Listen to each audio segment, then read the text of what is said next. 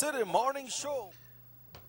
Sugar City Morning Show. Good morning to one and all. We say it's a lovely, beautiful morning. It's a lovely, beautiful day. It's Friday, folks. That's right. It's Friday. And we say good morning to you all, wherever you may be out there, waking up this morning to this brand new, beautiful morning, this brand new, beautiful day today. And we welcome you to the Sugar City Morning Show for today. This is Robert Checker Usher. I'll be with you up until 9 o'clock this morning. That's right, until 9 o'clock this morning. And you can join us in our conversation after the first segment. We should be having some folks from the Vector Control talking about the mosquitoes.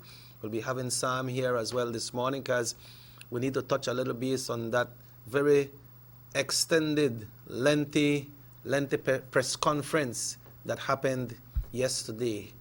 It was a long press conference. We learned a lot from it, but we want to break it down a little bit. Then we also have for the team for the September celebration, there is a competition out there. I think it's a competition we should call it. Remember last year from the Maya Grandeur, we won here in Orange Walk. We won't just say that Mr. Eloy Escalante won. Well, yes, he won, but he won for all of us here in Orange Walk and also for the entire country of Belize. So, Eloy, good morning and thankful for that. Hope you will do a next entry this year. We'll check with the document that we have here to see what's the criteria, if it remains the same. And I believe deadline is around the 15th of July. But we will get to that after our first segment and when we finish up with the guys from the mosquitoes. To talk about the mosquito guys, a mosquito followed me this morning. But let's check in now with Delvi this morning to give thanks and praise, because that's the most important thing we need to do when we wake up in the morning. You know, when we do the song on radio, when you wake up in the morning, it's 6:45. What you do, you brush your teeth. That's for the kids' song, right? And talking about that, we want to say good morning and congratulations to all graduates. We have graduation exercise ceremony today for the class of 2019-2020 today at La Immaculada School. And we are congratulating all the students, the parents, everyone who was behind these kids to make sure that they reach this point, especially the teachers who spend extended time in helping all these students to reach their goal where they reach today. And many of them are going on to high school. Congratulations. We know right now things tight right now, but I see that downtown that they have uniforms available now, so you can go downtown and check. We were saying here that seems like we never may really have uniform, but I guess a special permit or something was given to these persons to get these uniforms at this time when we really need them. So you can go and get your uniform. But congratulations, and as soon as we connect with Delvin, then we'll be giving thanks. But talking about graduates, you know, this month is the month of dads and grads as well, the entire month. You know, when you have Mother's Day month, the whole month, the Mother's Day month, just like when you have Black History Month. You know, Black History Month is celebrated very strong in the U.S., and then we can see what is happening now in the U.S. with all these riots that is going on. You know, people are standing up for their rights, you know, but I don't really know if sometimes some of us go too far, you know, when it comes with those statues. But we don't know what these people live. We don't know what they go through. So they are doing their demonstration, and they have the right to do it, because you see how it is at the U.S. You have the right to your opinion. You have the right to you're open to say what you want to say and do what you want to do, you know. And the laws is there. They know where their laws is, you know. But all of that is happening. So, folks, meantime we are waiting to connect with Delve. You know that this month, like we say, is the month of dads and grads, and it's a pleasure for the Youth Connection Band to end off the month, because we're going into the end of the month on Tuesday, which will be the 30th of June. We will end off the month this Sunday with a big bang. We'll be having we have to separate, make people know that what, right? But it's like a motorcade, not a motorcade either. It's like a moving float, a mobile float We will be going through the parade route of Orange Walk on Sunday starting at 2. We will be playing music. We'll be playing the good music of the Youth Connection Band to share with you, to get you in that jovial spirit, get you in that mood, after all this corona, after all the lockdowns, that many measures have been lifted.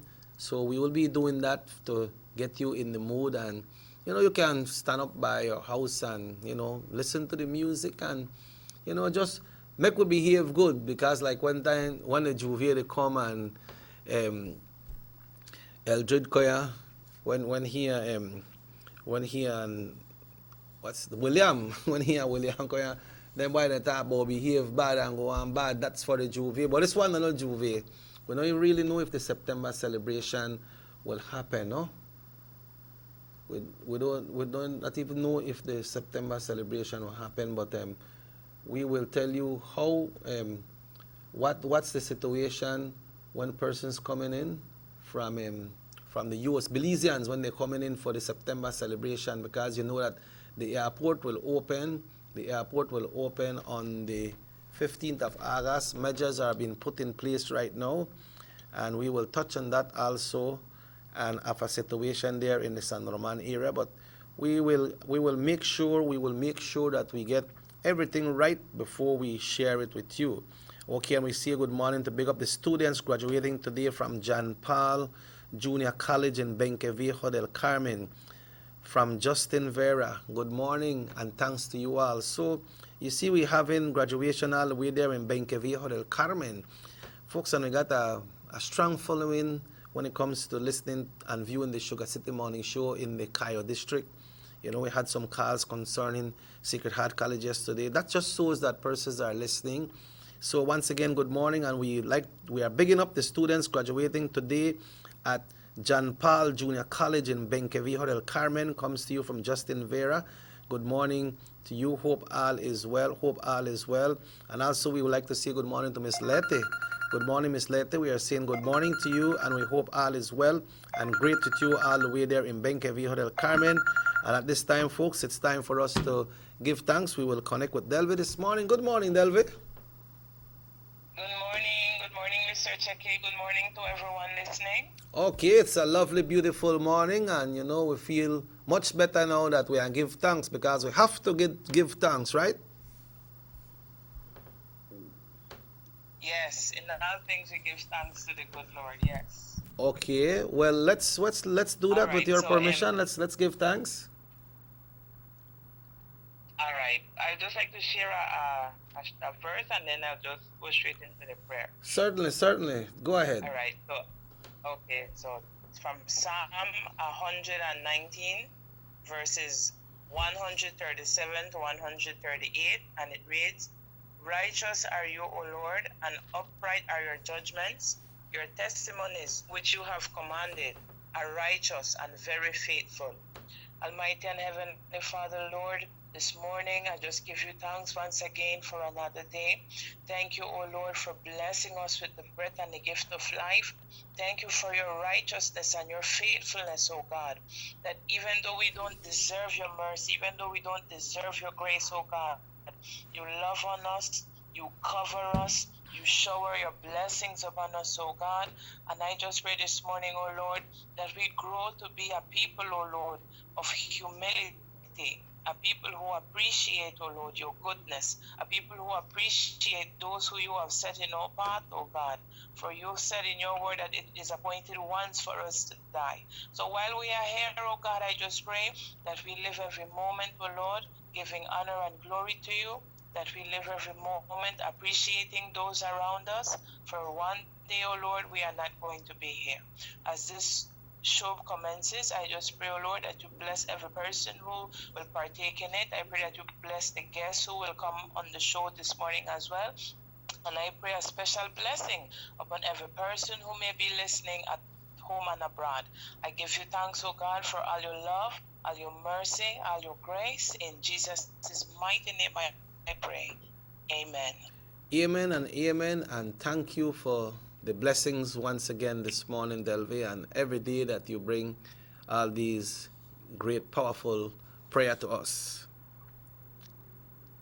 Well, and thanks God, Mr. Checky, with him, they're not losing battle with him.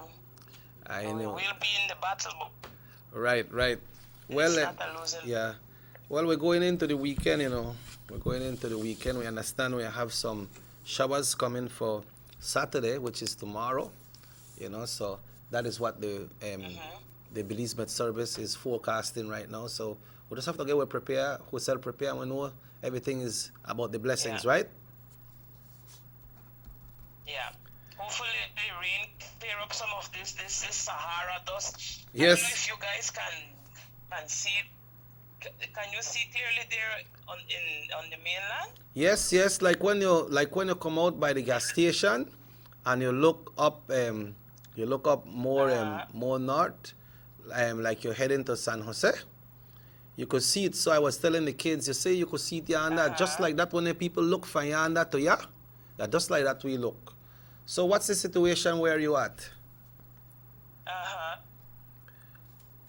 Right here, Mr. Chicky. I guess with me, because since I came, it never start before I come. So I don't know how it look like home there.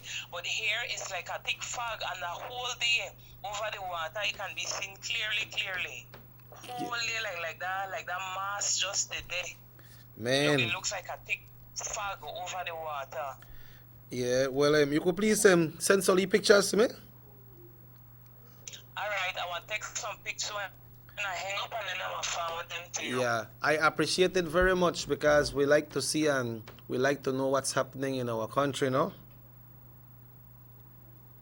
Yeah, it's a first for me, Yeah. First time I hear about Sahara dust. I know. I don't. I am telling. They think they saw you usually hear about anything in our movies, Joe. I am telling you. Yeah. And now we're experiencing, and stranger things will happen, Yes, that's true. Stranger things will happen. Right. Well, I will await those pictures. Bible has to be good. Yeah, the Bible is Okay. revealing, and the Bible will comply and everything. One of these days, all of us will be wrapped up. Some will be one side and some will be on the other side. So there's two roads, so you can choose from today. Today is the day to choose, yes. All right. Well, thanks once again, Delv, and have yourself a good one and send those pictures. Thank you. All right, no problem, and have a great day and a great weekend. Okay. Okay, folks. So at this time, we will be talking about the weekend. We will be tuning in right now to the Belize server. We have the audio version here, but we will try to see how we can go through it. We can. What happened? What happened to you, Sam? Sam looked like he going pan. Sam looked like he going. Sam got on a pretty jersey this morning. Sam say he wants something to eat that all I can understand. That all I can understand is he says something else, but it look like he wants something to eat. But I got your back, Sam. There's a you must sing it note by note. Don't worry. Be happy. Be happy, Sam. Everything is going to be all right, right? Don't worry about a thing, because the general situation for today is weather forecast on the 26th day of June 2020. Generally fair, warm, and hazy weather prevail. The 24-hour forecast, partly cloudy and hazy showers will be isolated. As we look at the marine conditions for this morning, the winds are blowing east at 10 to 20 knots. The sea stayed choppy, and wave heights are from 3 to 5 feet high. We have temperatures across the country for today. In the coast, it's 88 Celsius, and inland, it's 90, and in the hills, it's 81. So, we got it okay. And tonight, 75 inland, 81 in the coast. How that could happen? Well, that's the way the weather is, especially here in Belize. We got some funny weathers, like in Chicago. When one of my friends were telling me, hey, you go sleep right now. You see how sun hot right now? You go sleep right now. Tomorrow when you wake up, out there white with snow. Or you might go out in the morning, because one time I got this snowy time there, like till about 11, 12 o'clock you will come out, You could still come out, but till then time it start to get, it start to clear up sometime. And by the time you go up for 2 hours and come back home, and you close up, lock up in the house, because you keep the house locked sick of the cold. By the time you people outside the next 2 hours outside dark, You know, so they have strange weather, strange weather. The outlook here for our weather situation is seeing showers or thunderstorms will be isolated on Saturday night, increasing. That's on Saturday, increasing during the night as a tropical wave approaches the country. Good, lot of water they come, folks, lot of water. That not stop the parade, you know. That not stop the parade. Because if we can't do it, sick of the tropical wave, then we just set one next date. So, folks, what we were saying about the parade, we'll be telling you a little bit about that. But we'll be taking a break. It's 18 minutes after 7, 18 after 7. Robert Checky Usher. We are shouting up all our broadcasters this morning. We want to wish all the broadcasters, all the announcers, all the DJs, everybody who works in the media, a very special day today. Everyone across the country of Belize. Folks, we take a break. We'll be back after these messages right here on Nortevision Channel 10. The San Ignacio-Santa Elena Bypass Project is now complete. The transformation began in 2012, and now residents of the Twin Towns and visitors alike are enjoying the end result. Works include the full pavement of Lamalus Boulevard, along with 2 miles of sidewalks and drainage, LED lighting, and a roundabout at the entrance of Santa Elena. The Twin Towns now boast the longest and widest bridge in Belize, immune to flooding from the occasional rise in water levels of the McCall River. A bypass road was also built linking the new bridge to Joseph Andrews Drive, which was rehabilitated, as well as 1 mile of pavement, a median, and 2 miles of sidewalks and drainage. This was all done to the tune of $34.8 million. But that's not all. The project was extended due to savings from the successful execution and implementation of the initial scope of works. Now over 2 miles of additional roadworks will commence, including George Price Avenue, Liberty Avenue, and the George Price Highway between Three Flags and Hawksworth Bridge. The government of Belize, moving Belize forward. 114.60 acres in Tiger Creek, Orange Walk, 3,000 acres, 0.961 hectares to Jaime Briceño and John Briceño, 827.848 square yards to John Briceño, 5.4 acres to John Briceño and Jaime Briceño, 20 acres in Progreso to John Briceño, to John Briceño again, 6 acres in Progreso. The all of Progreso you're going with? Take a journey with us to endless possibilities. Our future as a country is now. DigiNet Boost is countrywide. Taking Belize into the future. A nationwide technological evolution. As the most advanced fiber connection, DigiNet Boost is a step forward into a modern world. Belize is powered by DigiNet. DigiNet Boost, now available countrywide.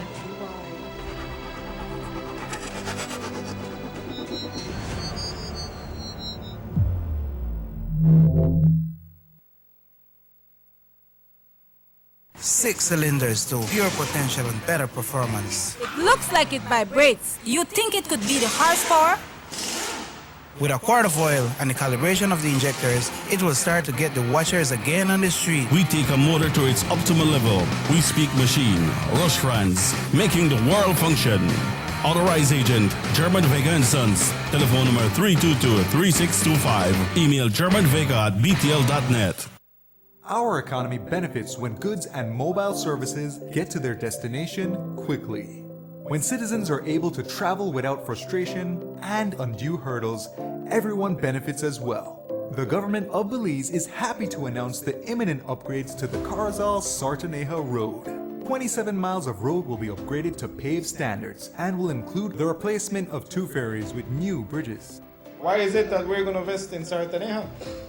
Why is it that we have to take $50 million to invest in an area where we do not have a political directorate? We believe that as a government, we have to provide a service to all Belizeans. Well, this for the village of Chunosh is a big advantage both ways. Sometimes when we got sickness, we got people sick at the clinic there, women. When we reach at the ferry, Can't pass 45 minutes, have to wait. So now this road will benefit whole village, Sartine and Copperbank. I'm part of Progresso too. Well, it's really, really important for us. I know that our village is not so much developed with tourism because it's a remote village. And for that reason, we don't have a lot of tourism over there. But now with this upgrading of the road and the pavement of the road, I believe and I think that it will be much, much beneficial for us and for everybody. More for Belizeans, more for Belize, the government of Belize, moving Belize forward.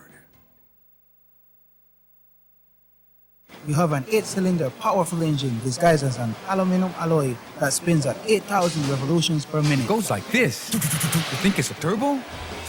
No, with a cleaning of injectors and a change of oil, you will run more efficient, my friend. For those who understand the engine like it talks to you, we speak machine. Rush France, making the world function. Authorized agent, German Vega and Sons. Telephone number 322-3625. Email germanvega@btl.net.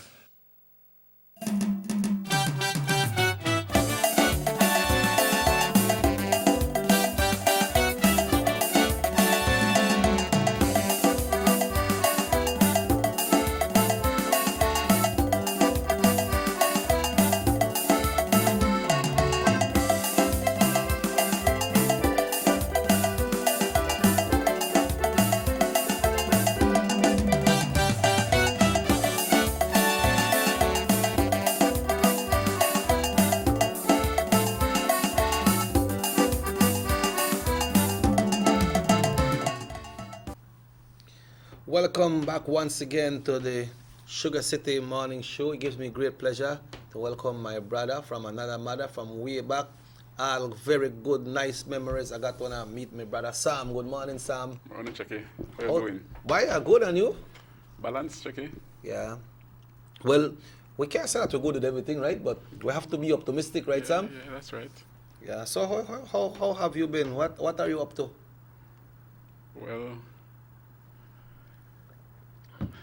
spend the day right for today and stay cool. Yeah. Not much. You look like you went to jog, man. Nah, till tonight. Oh, that night you jog? Oh, I said jam. No, I said look like you No, went to jog. I don't put in my workouts for today. Don't put in your workout. Yeah, from like 5:30 this morning, I did a little bit of physical.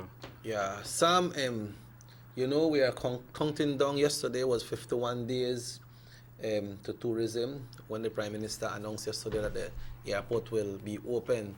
But we need to touch on a very sad case that happened to one of our Belizean on the Mexican side. You heard about that story, right? Well, I was enlightened about it just a while ago. Yeah, what happened, there was a Belizean working in Merida, right? That Merida is in the state of Yucatan. That's the other side of Quintana Roo, but it's on the Mexican side. Merida like 6 hours from the border, no, Sam? Somewhere go by bus, no? Oh, that, We understand that this Belizean was diagnosed with the COVID-19, the coronavirus, right? And what happened is he has been working in Mexico for an amount of years. When I see a picture, months for some months, wow. When I see a picture, it look like somebody who I know, you know, because I know this family well. But what happened when he was diagnosed, when he was tested for the coronavirus, because of being illegal in the Mexican territory, and he was illegal, regardless if he had the COVID-19 or never have it, he was denied entry to any one of the hospitals in Mexico. Okay, so what I get to understand is that no papers, no medical attendance. No medical attendance. In Merida. Yeah. You need to have some kind of credentials on him that. Yeah, you have to have some kind of Identification or legal something like that. status or something. Well, they never say. I wouldn't want to say that the you have family to be a Mexican to be taken care of at the hospital. But yeah. To say that the Belizean brother went to the hospital, had COVID-19, they knew he had it. Yes. And was refused attendance. Yeah. what happened is they say that he has been working in Merida for years, they say, but he never have no papers, which is illegal, no? So he was not welcome at any of the hospitals in Merida to get treatment for COVID-19. And unfortunately, folks, this person passed away. This Belizean passed away. That's the sad part of it.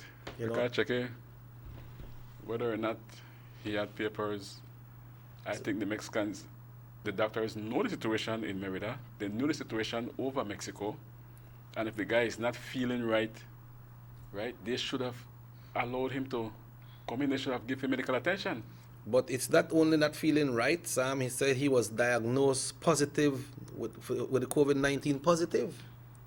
So he had the virus, but you don't have no papers, They go work over them place and they try to release something and it work, Just like that, they have people all over the world working in countries illegal, But what happened is a human, man. That's the point I get to. I mean, the man diagnosed a problem, well, that means that he's full of it. Yes. So, shall we give the man some kind of medical attendance? But I know even a dog, you try to take care of a check. That's true, that's true. You understand me? No, for the Belizean brother to fall just like that, I don't know what to say about it, but it's sad. And But you see the strictness at these hospitals? Why, for true? Well, that's the country policy too, but the hospital is strict because you got policy and they got some nurse there, one doctor, or one administrator who have one heart and say, you know what, make we no worry about papers to this person, make we try treat her. Afterwards. I believe it was probably intentional because look at it this way. All right, let's go say you're in Merida. And check again knocked down in Merida, right? Mm-hmm. No, you not got done for you. You get knocked down. Let's take the call. Hello, good morning, muy buenos días. Yeah, morning, Chucky. Good morning, brother. You say I'm calling for Champa Ridge, right? Yes, Champa Ridge, brother. Is appealing to the people of Orange Drop Town to please stop taking this Champa Ridge road for dirt back. They still go drop them thing there, boy? You see chicken feta, you see lots of things on the road, man. Well, yes, that are true. All right, thank you. Yes, my brother. But you see, Sam, and what happened is, like, take an example for us here in Belize. It's bad, it's terrible. Watch this road right here. Yeah, boy, that piece there, we go the back there, so that the piece there really ought to have. But check your sort of Belize. When the Guatemalans come in, they put them in a quarantine. And if after that, then they're handed over to the authorities for illegal entry. But they still take care of it. Just like the lady who come from La Union, she was Mexican. And she gone where at Belize City. And they find she and they carry she illegal, sir, because he come in through Union. That is not a legal entry point into Belize. And she reached where at Belize City, me don't know who all him there wrong. He had to ride one bus. That connection. You understand? Unless he know the in and outside for a country. Yeah. I understand that she was tested positive. And that is what I understand from some inside information. We were hoping that she was negative, right? Yeah. That is what I understand. Maybe I stand to be corrected. But what happened is, Sam, they never tell that person, hey, well, you the Mexican, so we can't take care of you. Yeah. Well, like I'm trying to check it out, right? You get knocked down in Merida. Mm-hmm. Right? No certain you get knocked down. Everything flow to your pocket. No ID. You're unconscious. They take you to the hospital. You can't answer whether or not you have an ID, but they have to tend to you, right? Yes. They will tend to you. Yes. But check you can't talk. Yeah. So they can't ask if you got an ID or not. Yes, and they can't ask the who. Yep. But they have to tend to you there at the hospital because the ambulance comes for you and takes you away. Yeah. You understand me? Mm-hmm. No, this person, the gang example, this person was actually refused. Yes, he was refused. He couldn't even enter the hospital door. Mm-hmm. And left at the grace of COVID-19 to... Left to die. Take away his life. Yeah. A Belizean brother. That's not fair. Want to go up on a break, Sam? That's not fair. I have the number for an official from the Mexican embassy here in Belize. I will give them a call. Or I'll call one of my connection that works in culture in Mexico as well and ask them if they know about the case. Right. And if this is the case, that if somebody is illegal in our country if they are denied medical attention. But then they don't deny your money when you go buy. You understand? But remember the Mexican they when they catch you when they escape from the quarantine center at Corozal, Sam, from the BDF there. Or, you know, I don't know if they escape or they let them go. But you see, the people in Ghana, when they go across the Mexican side, them boast on Facebook about how it was so easy for them to come out from the quarantine center. Yeah, that part upset me. That upset you, don't you? Yeah. Yeah, and the one they down south, then they catch the Guatemala and then they come in. Like what you said, Sam, you catch up on the water or send them back right away. Send them back, man. Send them back right away. Take away when they got time, man, because then when you have to, you are quarantining people here, or you might have to swab there. You know, you spend money, left the swabs for the Belizeans here. Yeah. Put them back, you take their profile and what's not, you go back across the next side. So if you're catching again, then your deal with them a bit stiffer. Yeah. A little bit stiffer. But I see them put some videos for some country where they lash them people. COVID, no gathering. But we can't do that here at Belize because we got a lot of human rights things, Sam, and then things they not work so good at Belize, right? But what happened right now, Sam, is that a Belizean has lost his life. Mm-hmm. So we could say 3 Belizeans that we know about have lost their lives in the COVID-19, but this one was not in the country of Belize. Mexican side. So the Mexican handle it tight, man, one. And what I'm wondering, I'm sure the body can't come back here, right? So it's probably burnt in. Yeah, because when that happened. Merida, can they burn you there? Oh, they burn you? Yeah. So I believe that he's burnt there. And so my condolences go out to the family.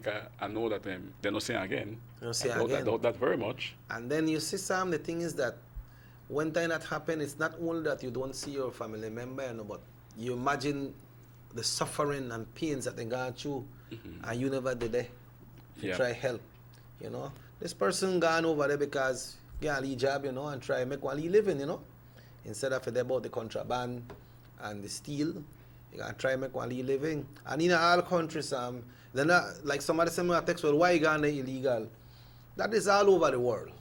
That is all over the world. And we can't point fingers right now and things like that.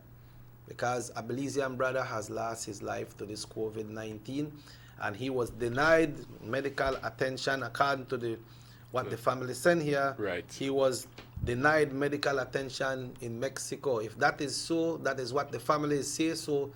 They know where they're going to choose him. And he passed away. Yeah, sadly. So my condolences goes out to the family. Yep.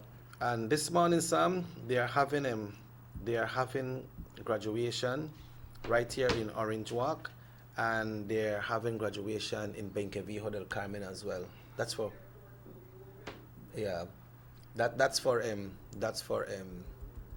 primary school, no?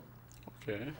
And people send me a text and say, well, we ready to go to that Chetomal now, like how the border open the 15th of August. That is not so, folks. No, that not happen. That is not so. Hell no. The under the airport are open. So no stop the hurry and jump up and say, oh, no, go in a caleritas, go drink up on a michelada, or eat up on a big fried fish. I thought we got fish right here. They said that to buy? What? No bar, Sam? No. That's not bad at me. No bars, no workers, no. Even when they. So the band still can go play. When the airport is open, checking, it's not a freeway either. No. You want to spend some time in the airport. It's not an easy road. Not like okay, I'll come and check it. No. Yeah. So somewhere I touch a little bit more on that, but we could take a little break, right? Yeah. We'll take a little break, and then because that's our long discussion we'll have going through, but we want to send out our condolences to the Villamere family, man. Guys, we know you all. We know you good, right? We know you good, and make we hope that we now hear our next part of the story where people might come out and put it up pretty up. Because you know how some of the official people and go, they come out and they put it different. Oh, they're good on that. Yeah, they're good on that. Somebody say, somebody say, Chepe done one bar open. Jeff, you ready for the bar open? Anyway, folks, we'll take a break. Sam and Robert Checker Usher will be back after these messages right here on Norte Television Channel 10. Notice the residents of rural communities in Orange Walk and Corozal districts. If you value your health and your children's health, you will dispose of your garbage only at approved sites. The disposal of garbage at any other location is illegal, and if caught, you can be fined up to $5,000. If you don't get caught, you can still suffer health impacts caused by these illegal sites, because illegal dump sites harbor pests such as rodents, possums, and mosquitoes that carry diseases. These can transmit those diseases to you and your children. In addition, the garbage you throw away illegally can contaminate water bodies near your community, the same water bodies you might use for recreation or other purposes. Only with your help can the Department of Environment ensure that Belize's development is safe for present and future generations. You can also contact your local village councils or Belize Solid Waste Management Authority for more information. The Department of Environment thanks you for your help.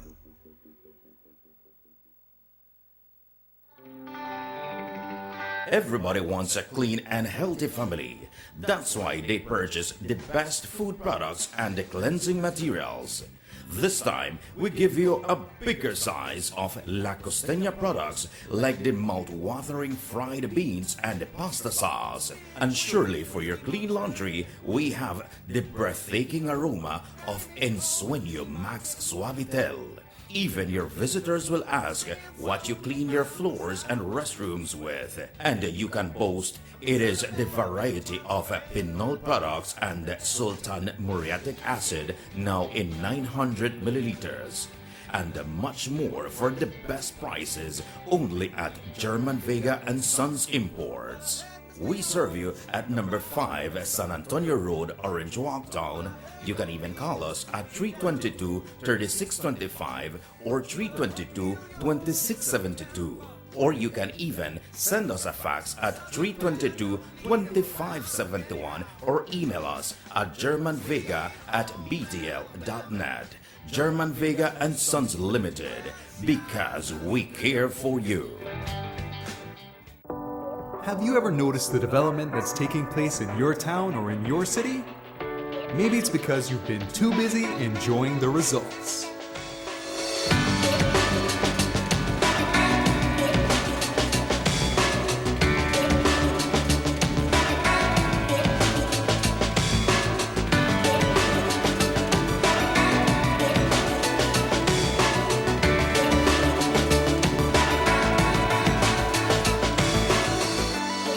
More for Belizeans, more for Belize, the government of Belize, moving Belize forward.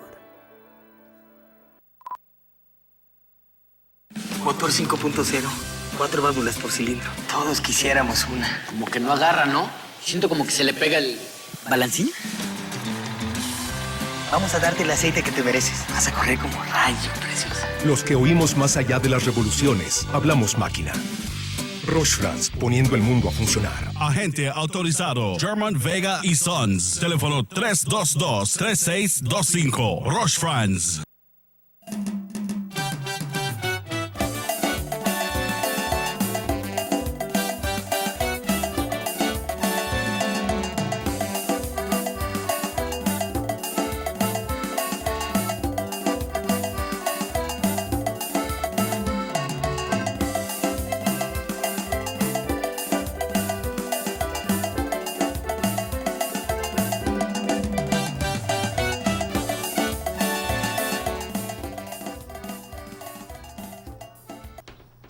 Welcome back to the Sugar City Morning Show. Today is Friday, Fish Day. All day. Fish Day, Market Day. I remember there at PG when Leela passed away, Leela Vernon, we went for the funeral. The wake was on Thursday night. And Friday morning, when we got out of market, boy, things nice out there, boy, Sam. Things nice out of the market there, boy. What was nice about the market, Chucky?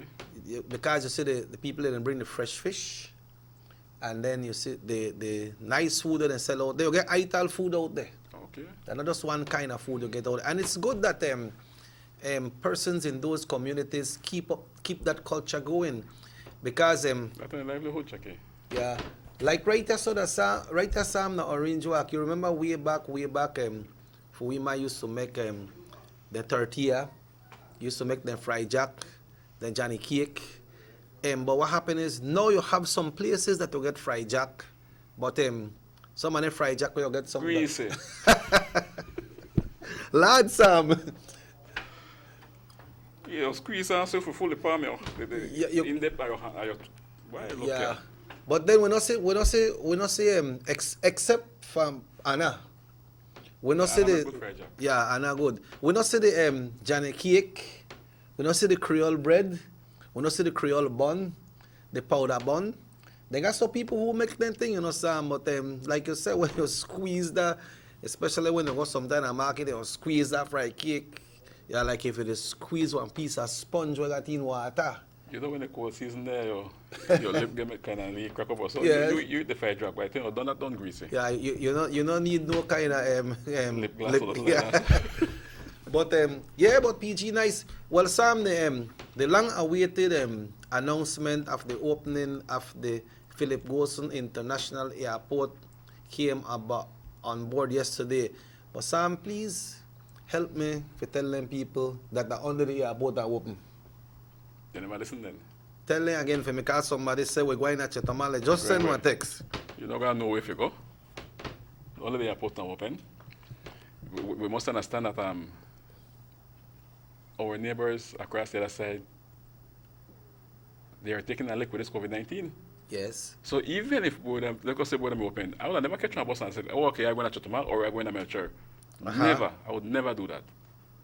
Right? So spend your dollar at home. Yeah. Because the crossing points at Santa Elena, here in Corozal, right? And the western border remains closed. Also the one in Union remains closed. Yeah, because Union sometimes you could pass there legally because they have police. That's a port of entry. Yeah, that's a port of entry. They have police and they have custom people there. But the police take care of the immigration part and the custom person take care of the mercancía that you're bringing. But then they close.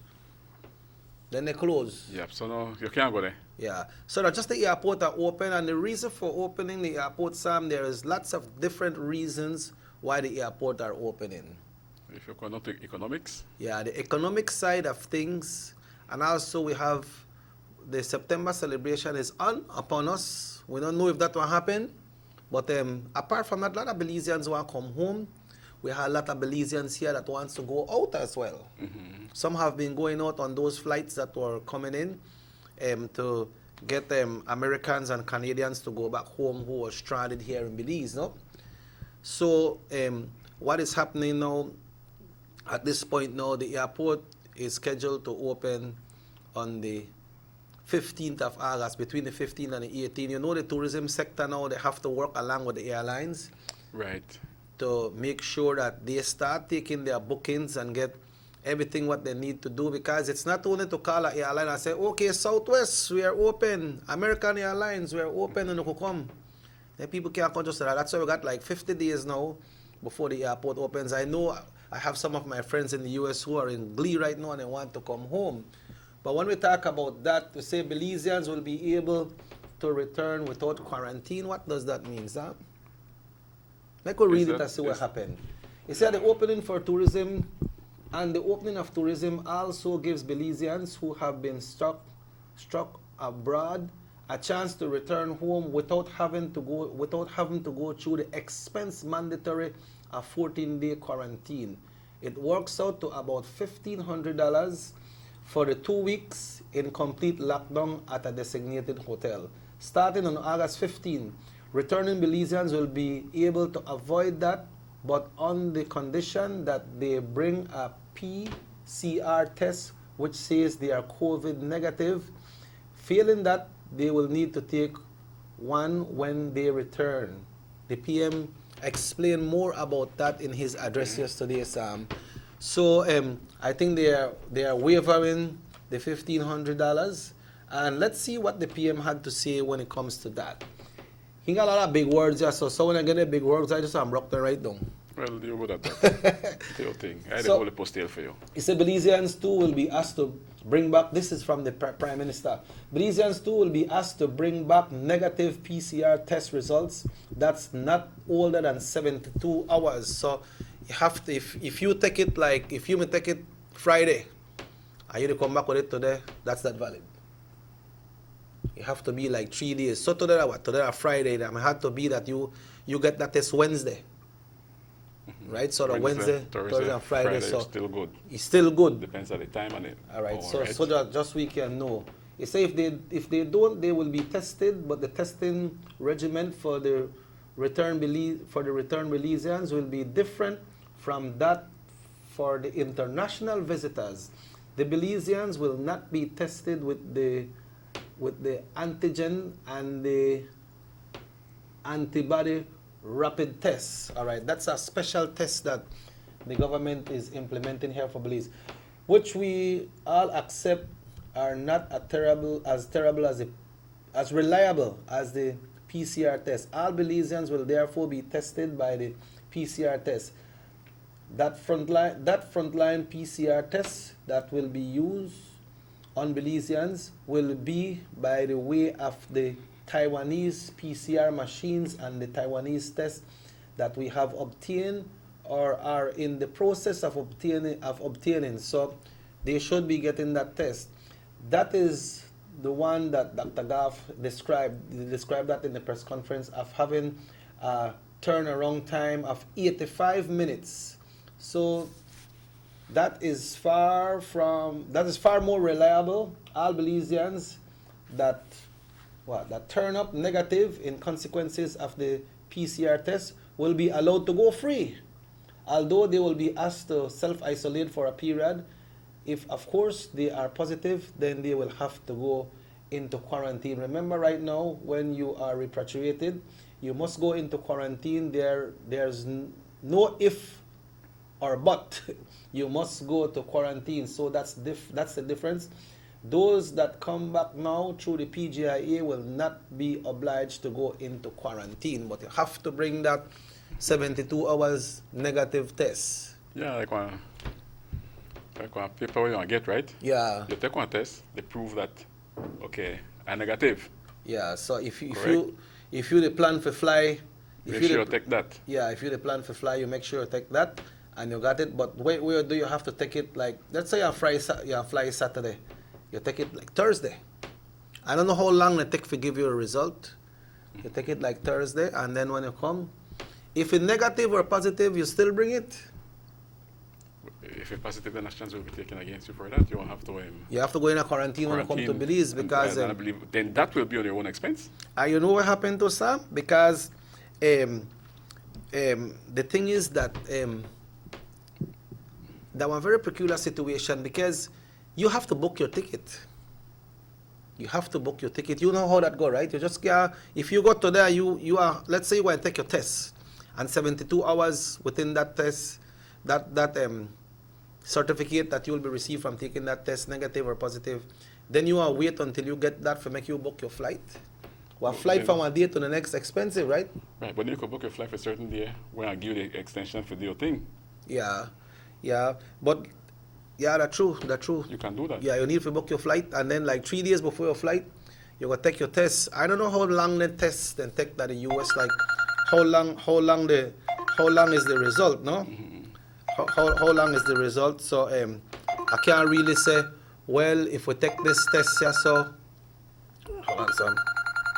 Yeah, if we take this test, then we could just jump on a plane and go, or we have to wait for our next 72 hours. But I believe the result in the States, you get it quick, no? Yeah, it should, because when you touch down, I believe, it simply means you have to be prepared. Yeah.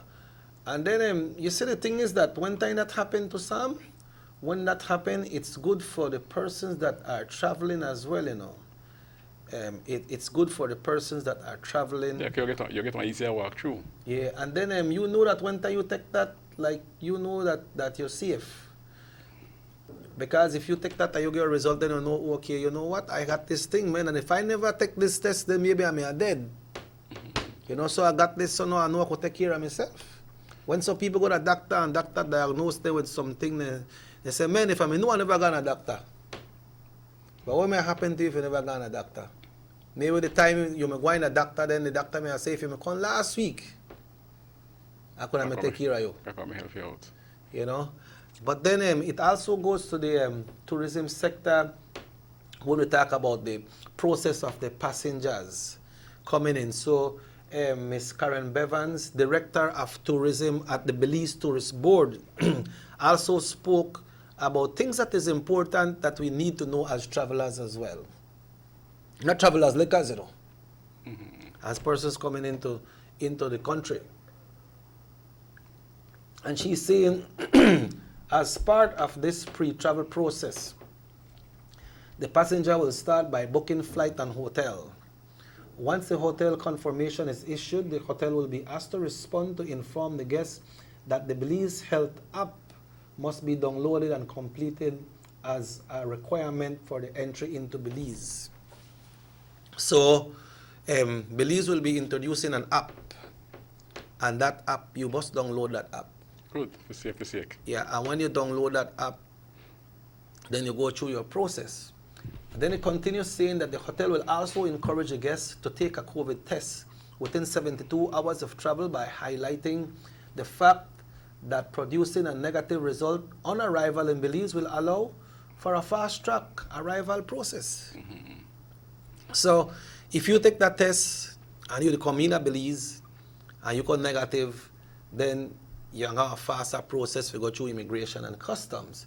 The passengers that are unable to provide a negative COVID PCR test result must then take a rapid COVID test on arrival here in Belize. This will be at the cost to the passenger. You mentioned earlier, whether you're negative or positive, still take it. So which means if you're positive, you come? No. Still a States. Still a States, Joe? No come. Okay, the passenger who tests positive using the rapid test must immediately enter quarantine for a minimum of 14 days at the passenger's expense. I think on the first part of the PNS, that come up to like 1,500, right? That 1,500, a lot of money, Sam. You know, but passengers which a negative result from the rapid test will be allowed entry, but can also be randomly selected and swabbed for a COVID PCR test depending on the result of their health screening and symptoms of illness displayed. And while that is for the passengers, their luggage would also get special handling. Have to. So what? Remember this thing live what? That 24 was my cartoon. Oh yeah. All right. So we could avoid bringing in the risk is all over, Checky. It's all over. Let's go say we're going back to the 3 days testing, right? Before you come to Belize. All right. Okay. You're gonna check. You wanna fly. You're gonna check Wednesday. Friday, you're gonna Belize. Yes. Correct? You got your paper. Right, you got your paper. You're negative. Pap, you figure something, I need to go down to Walmart. You run down at Walmart now. Yeah. Right? And Rahim in a Walmart there and start to sneeze wrong you. Where Rahim are doing at Walmart? No, this one. And it's not start to sneeze wrong you. You're right within the distance. That you don't take your test. You don't take your test. And your test come out negative. You're negative. You're well within the distance. Yeah. At the corona, how far you go travel, right? Yes. Pap, you get it now. So Rahim have to cough though? No, yeah, then you get it. But suppose he no cough? Listen to me, no man. But suppose he no got it? Anyway, go to and understand what I'm saying. Get to man. All right, go, let's go. Right? No. You contract this virus. Okay, go down to Walmart, go to shop. Okay, forget something. Last minute shopping. You fly the plane, you come, check it, produce a paper. All right, you're good. No, but but remember they still not take the next rapid test by when you reach here. But then you're down there amongst people again. That's true that. Yeah. Well, you saw the risk all over the place. It cannot be 100% in everything, right, Sam? It cannot be, but you have a very good point there. The risk all over the place. You have a very good when point. When you are out that station, you're negative, you must take care of yourself. You have to take care of yourself. Hello, good morning, muy buenos días. Morning, gentlemen. Morning, Sam. Morning, sir. I think Sam, they allude to something which is true, because what happened in the States, if you don't have to wear masks like in Belize, right? So what happened is that you could take your test and go down to Walmart, like what he said, and you go catch it. You understand me? So you have to understand that people need for wear their mask before they use their gonna believe. Yeah, you're right. But people at the US, they got most people use their masks, and so people don't give a damn to, right? Yes, and that's just it. That people don't wear the mask out there as much as we wear it, I believe. Yeah. And the second thing is that it's not mandatory. You understand me? And the PC test that the Prime Minister is talking about, they're not like you go to Walmart and you just get one test. It's very difficult to get one test in the States. They're not like just they go and get one regular test. It takes a little time. It takes some time, yes. So when you look at a lot of different things, yes, we put up one scenario, but there's a lot of different parts of it in the States. Yeah, that's true. You know that because you've been there over and over. Right, and they're not walking in the park. Right. Because the President Trump may say he put testing in all the parking lots, and that never did happen. Yeah. Right? Yes. So it becomes very difficult. So one of the things I look at it and see it, I say, you know what? We are still taking a big chance, which, yes, we have to take chance, but I would rather they take the test when they reach here. You understand me? Yes, when they reach here, because you never know, you get the test, you walk over your mask, you will catch it. The testing is not easy, so you discourage people to come and different things there. Because if you get a test now and you have 72 hours, basically you're not sure if you have to get one test in 72 hours. Because it's not easy to come by. Yes, I get you. So and then you could sit down in the plane side of somebody too, and they could cough and. Right, and that's one of the most places they like. I think that Sam is alluding to Walmart, because Walmart we have a big crowd, but in the airport you have a bigger crowd. That's true. Yeah. And in the plane you have the same scenario. Yeah. Right. So I believe testing when it comes to Belize would be one of the best things we can do. Okay. Very good. All right. Thank you very much, gentlemen. Yeah, you take care, brother. Yeah, and then Samuel, thanks for that, because there's different directions that we need to be pointed at. There's different directions that we need, but we know by opening the airport in Belize, it's for some economic relief as well. But the PM said in one of the questions that he was asked, he said there is no way that we could cover everything, man. But that's true. There's no way we could cover everything. Some cases will escape checking. I mean, the border has to open. People want the border open. Some do, but the majority want the border to be open, because let the cash flow take place. And I sit here and say, well, no open it, but I think by the end of the day, they want a good decision to open it. Yeah, so Belizeans, tour guides, persons who work at the hotel, I know the hotel they got some very strict measures right now. You go in there, you have to sanitize yourself before you step in at the hotel. And then you have to wear a mask, and some of the hotel they got the temperature testing as well, no? But Sam, when it comes to the luggage, he said our luggage will be sanitized after being removed from the plane and then placed on the carousel. That I want to take it off of the plane, like the Belize, then they got the lead trailers will pick it up and carry it to the carousel. And then passengers will then be able to pick up their bags and place it on a new luggage scanner that are being procured to minimize contact between the passengers and our custom officer. From there, visitors will go in approved vans for their destinations and hotel where they are more or less supposed to stay. So what happened to the taxi man at the airport? They not work again? They still not work, but then usually if you and a crowd book check it, then one van come for you from the hotel, you understand me? Oh yes, the hotels you book your hotel with that wrong transportation. Correct. So they come for you.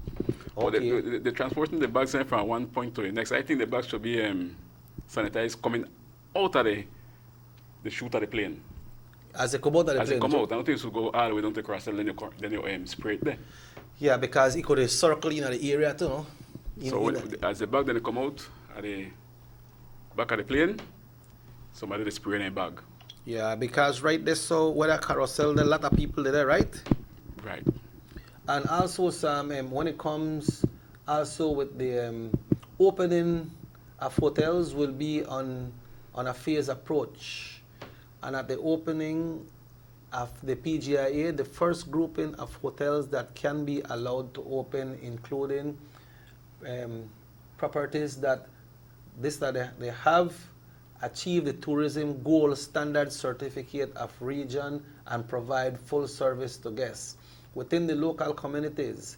This means that these hotels are able to provide all amenities so as to contain the guests on the property and minimize opportunity for guests interaction within the local community. These amenities including having transportation to pick up and drop off services from the airport, having access to a restaurant on property, have a pool or access to beachfront, and to be able to provide isolated tours limited to guests of the property only. Also to make sure there's limited interaction with the community and general population. Well, there's an app for that. There's an app for that. So, how I will understand this now, Sam, let's see you go check in at the Radisson. You will be almost, or at the Biltmore, or the Princess, you will be almost confined to that circulation, no? If they have one pool, you will use that pool there. And if they have a restaurant there, special protocols will be taken for you to go to the restaurant. But you know, tourists that comes to Belize, they want to see Belize. That's why they were the tourists. They come for tourists. They want to see Belize. Not to be confined. Yeah, so we don't know how that will work. But these strict measures, these strict measures are there to make sure that we keep things going. What help us a lot, Check, is that the population is small. Yeah, our population small for true. Not like Jamaica, we got millions, and we big in Jamaica, millions of them, right? Yeah. We population small, so I know they expect one outburst that is. But I understand that since Guatemala, Jamaica open and border and they take lick too, boy. They take lick? Yes. Because of the population. Yeah. It's too big. Yeah. We bless. Yeah. So we don't have a serious outbreak as Jamaica or Mexico or Guatemala. Yeah, one time we in Ghana, Guatemala, gonna play at the UWI campus. Sam, that place they busy with you, boy. When you come out, man. You know, see how the bus they travel. Everybody stand this on the bus. Yes, yeah. Man, they go up at top of the bus. At top of the bus. Yeah, and that happened for you, Cause we see it when you Ghana. But anyway, Sam, we need to take a break. 5 minutes after 8. This is the Fry Jack break now. You want any chicken? Huh? You better tell me about a greasy fried jack. I just may try to discourage you from eating that. All right, folks, we will take a break and we'll be back right here. Sam and Robert Cheque Usher will be back after these messages right here on North Television Channel 10. The sunny days are here, and whether it's for a picnic or in your kitchen, you need the meat. Gillette's Meat Shop proudly offers a variety of juicy cuts such as processed meats, ham, bacon, salami, longaniza, and sugar cure ham, just to mention a few. Enjoy our meats in beef, pork, and mutton. So for that healthy cut your family enjoys, visit us at number 18 San Antonio Road in Orange Walk from Monday to Friday, 7 a.m. to 12 p.m. and 1:30 p.m. to 6 p.m. Saturdays, 7 a.m. to 12:30 and 3 to 5 p.m. Sundays, 8 a.m. to 11:30 a.m. Place your orders at 322-3486 or 322-2175 or even 610-4061. Send us an email at derekgillett31@gmail.com. Gillette's Meat Shop, fresh and processed meats. Ay, qué rico.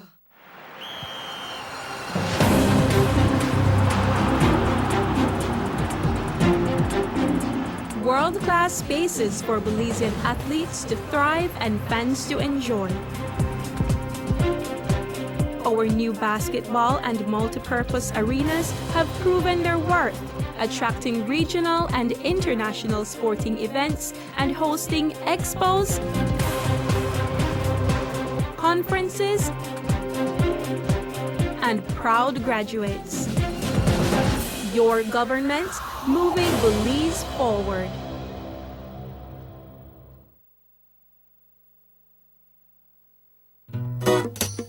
Someone will come, yes, someone coming, let's go. Sa. Fastest question of the day, what you the letter? Who sent me the letter? That sign right there, you can't read? Well, make I tell you something. In this here community, everybody dump here, so me just dump my garbage right here. So if somebody jump off a bridge, you do it too? Oh man, no. You never know that littering is an environmental crime and Department of the Environment can charge you for that? Why is that a crime? Because you pollute the same environment you live in, dirtying the same land and water you use. You don't even know that you dumping garbage can make you and your family sick by attracting disease-carrying pests, and the Department of the Environment just to try help we take care of the we environment. Sure, all of that? Well, now that you put it that way.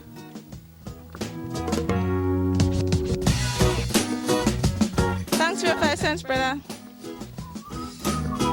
That's 5 cents question of the day. This message is brought to you by the Department of the Environment.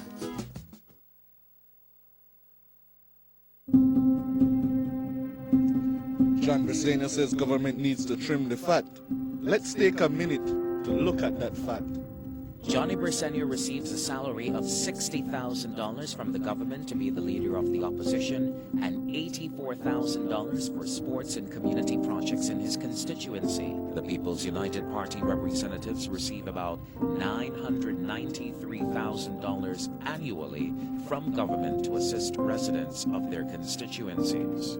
Since the COVID-19 state of emergency, the Prime Minister of Belize has given all his salary toward the relief efforts. The UDP ministers has given up a month's salary and allowances going forward. Johnny Briseno has not agreed to give up anything. The PUP representatives have not agreed to give up anything. Leadership is about action, not words. The ongoing technological evolution constantly transforms the way we live our lives. The introduction of our national fiber network creates the opportunity for Belizeans to live the digital lifestyle. Today, Digi is proud to introduce Dana, Belize's first artificially intelligent automated assistant. Dana is the modern customer service experience. Available 24/7, Dana can provide Digi prepaid and postpaid customers with directory information, credit and plan balances, product and promo information, and more. Just talk to Dana. Want to check your credit balance? Ask Dana. Hey Dana, what's my credit balance? New Digi promotions? Ask Dana. Hey Dana, any new Digi promotions? Dial 113 for directory assistance and dial 119 to talk to Dana. Digi remains committed to introducing the latest in cutting-edge technologies. Transforming Belize, one technology at a time. Try Dana today. Thank you for calling Digi Customer Service.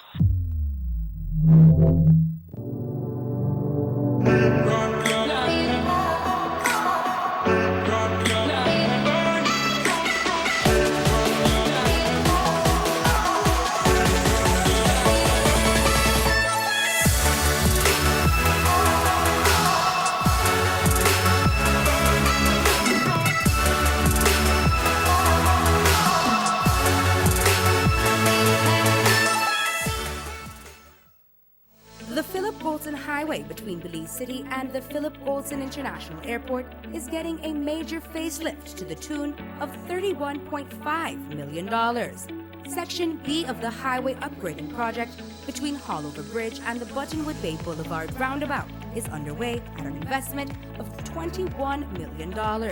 Works consist of the full rehabilitation of the road to paved standard, which includes the widening of the road to 4 lanes, lined sidewalks and drains, wide shoulders, median, and parking, plus a bus lane at designated sections of the road. LED road lighting will be installed along with road safety features such as signs, reflectors, and road markings. The project will also facilitate in the improvement of underground infrastructure for the public utility companies. The Government of Belize, moving Belize forward.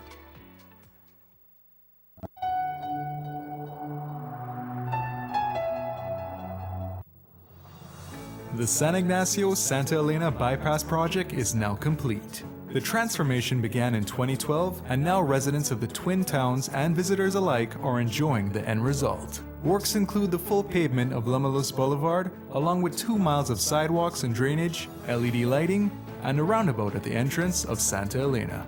The Twin Towns now boast the longest and widest bridge in Belize, immune to flooding from the occasional rise in water levels of the McCall River. A bypass road was also built linking the new bridge to Joseph Andrews Drive, which was rehabilitated, as well as 1 mile of pavement, a median, and 2 miles of sidewalks and drainage. This was all done to the tune of $34.8 million. But that's not all. The project was extended due to savings from the successful execution and implementation of the initial scope of works. Now over 2 miles of additional roadworks will commence, including George Price Avenue, Liberty Avenue, and the George Price Highway between Three Flags and Hawksworth Bridge. The government of Belize, moving Belize forward. 114.60 acres in Tiger Creek, Orange Walk, 3,000 acres, 0.961 hectares to Jaime Briceño and John Briceño, 827.848 square yards to John Briceño, 5.4 acres to John Briceño and Jaime Briceño, 20 acres in Progreso to John Briceño again, 6 acres in Progreso. The all of Progreso you going with?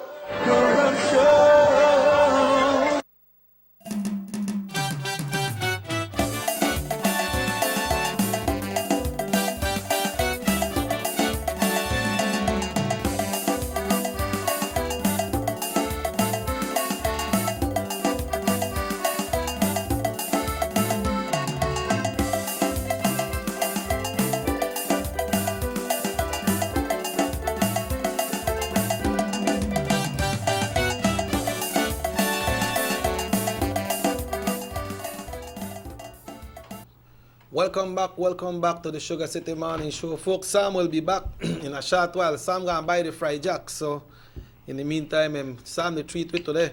But folks, we got mosquito time in the current one. I said a mosquito season, because mosquito they about all the time. And today we have the vector control with us this morning, and we want to say good morning to the supervisor, Mr. Louis Balan. Good morning, sir. Morning, Mr. Robert. All right, and we also have our great friend, always there, Mr. Raf Castillo. Good morning, Raf. Good morning, Mr. Ocean. Yeah. Raf, I know you're always busy. How you do? I'm bad. Yeah. I'm ready for what lies ahead. Yeah, what lies ahead. We always have to in tune to that. Now, tell us what's up with this, with the mosquitoes. A lot of mosquitoes there around right now. We're not really, they say the spraying going around a lot. Tell us what's happening, Mr. Balan. But Mr. Robert, right now, we still only increase our mosquito in a town and mostly in the village areas because due to the rain, right? We have a lot of stagnant water, right? We ask the community itself will try be prepared to try have then containers in the yard, get rid of them containers because the containers, as you know, contribute to the mosquitoes as well, right? Recently we made a sale a different type of mosquito, a huge mosquito, right? We ask the community not to fear that type of mosquito, right? Because that mosquito not to transmit any disease, right? Okay. That mosquito mainly grew up on stagnant water, like I said, like the drains, pastures, right? People who live by the pastures, right? Then type of water. Okay, so that not like a real threat right now. No. How the small mosquito them sometimes when they bite your belly could see Yeah, they're the Aedes aegypti. Okay. What is the Aedes aegypti? What's that? The Aedes aegypti is the mosquito where transmit dengue. Right, those are some very small mosquitoes with spots on the legs and on the back. Right. Okay. They're easily to identify if you take a good close look at it. They have anything such as dengue or chikungunya or Zika season? No, it's throughout there. Okay. It's throughout there. We haven't seen Zika and chikungunya in Orange Walk for quite a while. Yeah. What we've been seeing right now is some cases of dengue. Not as last year. It has reduced a lot from last year compared to this year. We haven't seen a lot of dengue. Yeah. Raf, when you talk about dengue and chikungunya, there is prevention. They say how to prevent dengue, chikungunya, and Zika. Is the prevention only for like take care of yourself? But so what's the preventative measures when it comes to that? First of all, what we need the people to realize that the vector control is just one part of the eradication of the mosquitoes that transmit diseases like dengue, Zika, and chikungunya. A lot of people say, they do the spraying in my area, this and that. The vector control addresses the adult and the larval stages of the mosquito. But if we, with the community, which is an important part of vector control and integrated pest management, if we do our part by eliminating potential breeding sites in our yard, it goes a long way in ensuring that their program is more effective. One of the things we notice here in our DRAC, and which are one of the reasons why we have a lot of mosquitoes and we have to be conscious of it, is that we have a lot of households that empty their wastewater into the drains, right? Yep. And the drains are not properly maintained in many cases. They're overgrown with vegetation, which impedes the flow of water. And I see it a lot here in Orangewood. And then the same wastewater collects and it becomes a breeding site for mosquitoes. So you have inside the yard, you have to worry about front of the yard, because a lot of people say, oh, that's a town board responsibility. When actually the law says that front of your property, you're responsible for. Yeah. How does mosquitoes multiply? Well, as we saw, Madan can probably elaborate more. How does, when you see one leave it a mosquito, but when you look to see one lot, then you start to see one lot. Well, the thing is that the mosquito, like it is Egyptian, like he can elaborate more there. So mosquitoes, right? So talk about the Aedes aegypti, right?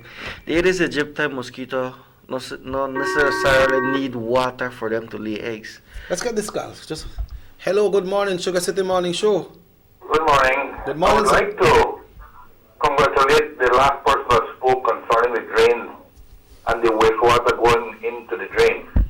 I think that there is a law that specifies that no wastewater should be going to the drains. The drains is to empty the water that comes from the rain, right? And not wastewater. And I know they are vector control, and who's supposed to be seeing this is the health inspector. And it's a good call for the health inspector to work along with the town board members and ask the public in general to deceive and stop throwing their wastewater into the drains, because it's what will get our people sick. I mean, there's nothing hard. It costs money to do a soak away, and you need to build a soak away. If you go around town, all parts of town, you can find people just putting their wastewater into the drain. Especially if the drains is those big, deep drains, most of their wastewater go into the drains. And I applaud the gentleman that said that it is illegal to do it, right? And I stress and I beg for the health inspector to do his job, along with the town board, to go and inspect these people. And I thumbs up to you, sir. And I think you should supposed to repeat it again and let the public in general understand that it is very illegal to be pouring their wastewater into the drains. Thank you very much. Ralph? Yes.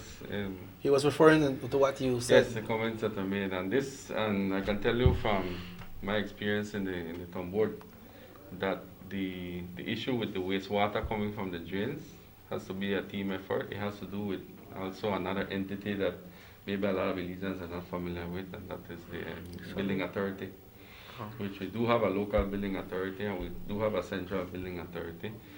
The health inspector responsibility is to make sure that the soak away is built to the proper adequate requirements so that it doesn't become a potential public health issue or a nuisance. Yeah. And I can tell you that whenever we in the community, these things are reported, these issues are reported, the report is passed on to public health, and they follow up on the complaint. No, in the matter of the town, no, it has to be a joint effort along with the town council, the building authority, because there is a cost. Like we say, we already put the cart before the horse. Yeah. Now we bring back the cart behind the horse. Yeah, Mhm. yeah, cost some money because it's an expense to the homeowner to build a soakaway. Yeah. Can you tell people exactly what is a soakaway, Raf? Because like the caller said that the drains are there for when the rains come, but it look like some people feel like the drain should be there for make them just put one pipe out there and make the water run in the drain. Can you elaborate and tell them what is a soakaway? So There are two types of waste generated in households. You have the grey water, which comes from the washing machine, your hand wash basin, your kitchen basin where you wash the dishes. And then you have the black water, which is the sewage and the septage that comes out of septic tanks. Now, both of them have to be contained, and both of them can be potential sources of disease. In the case of for example, septics that are inadequately built, they can become contamination sources for groundwater. They can become, if they're open, they can become breeding sites for mosquitoes that breed in dirty water, like the Culex mosquito. But the wastewater going into drains, which the drains are designed for flood control. They are designed so that when you have heavy rains, that water can flow away from these flood-prone areas at a faster rate. If the drains are clogged up with vegetation and debris, and they become a public health issue. Especially when it comes to like what we're talking about today, the breeding of the mosquito, pest mosquitoes like Culex. Because as it is, we already have a lot of marshes and swamps around our dock that are breeding sites. Now we can't do really anything about these, but within our town limits where we live, the community is very important when it comes to vector control and the work that they do. Okay, so the building contractors, they have to make sure that people follow. But they have people with test panel sites on in the building house and so. Raf, like that the states you do a phase and they go check if you have the correct mixtures and everything, and if you're not correct, they make you block it down and put it up back. We don't have that yet, I believe, so. We do. That we have the building authority, and we also have the local government, which is responsible for ensuring that people abide by not only the regulations, but also ensure that they abide by the blueprint that is submitted to the local government. Okay. And the law requires that you have a septic, a 3-part septic, and which is lined, and most of them are not lined, and a soakaway. Yep. And they should be. Okay. May we go back to the mosquito issue? Yeah. As I was saying, right, the question was right that how one of us would say a lot of mosquitoes, right? I was saying that the Aedes aegypti and so other mosquitoes could lay eggs on dry containers, right? They don't necessarily need water for them to lay eggs, right? These eggs could stay up to 6 months to up to a year, right, without water, depending on the condition and the temperature and the environment there. As soon as the rain drop, one couple of days, they start to hatch. Mosquitoes start to hatch. Okay, so what we should do when we see all of the mosquitoes, some will not clean the yard, so some of we just got the pans there and got the high bush and so. But when these mosquitoes coming down, what should we do? If you go clean the yard, the mosquitoes are done there. But let's say you don't clean the yard and the mosquitoes they go in your house and they bite you up, and they bite up your picnic when they open your vehicle and they come in your vehicle. What do we do? You could start get yourself repellents, mosquito repellents, right? Use light color clothing, right? Light color clothing? Light color clothing, because mosquito attract themselves by dark clothing, right? So they can hide. Smart. Use jeans pants, long pants, right? Screen your doors and windows. You can start put screen your windows and door. You could put your fish. You could light on fish as well.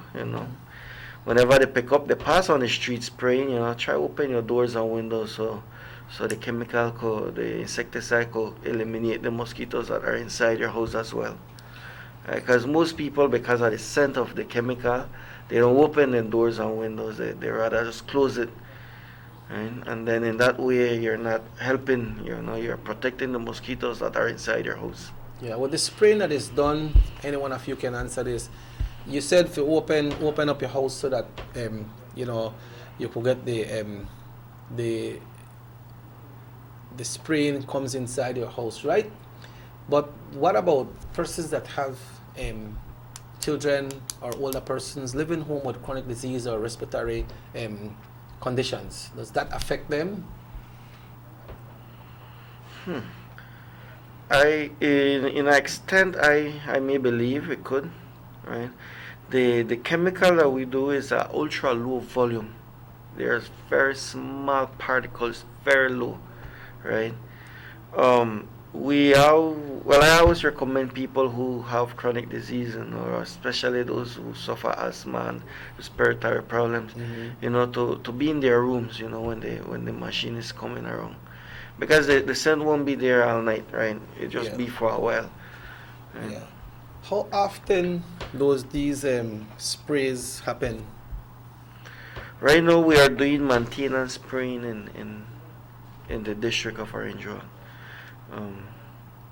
Every day the trucks is out there spraying at different locality. Right, Orange Rock has 2 spraying truck. Right, we cannot spray every day in a village or in town.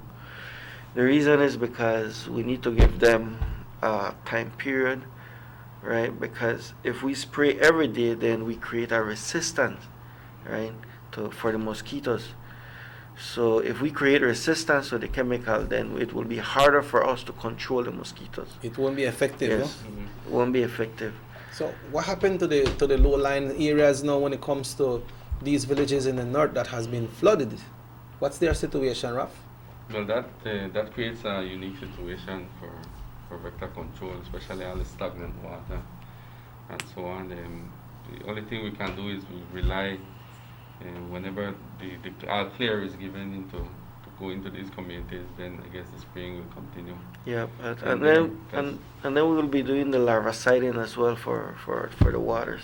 Yeah.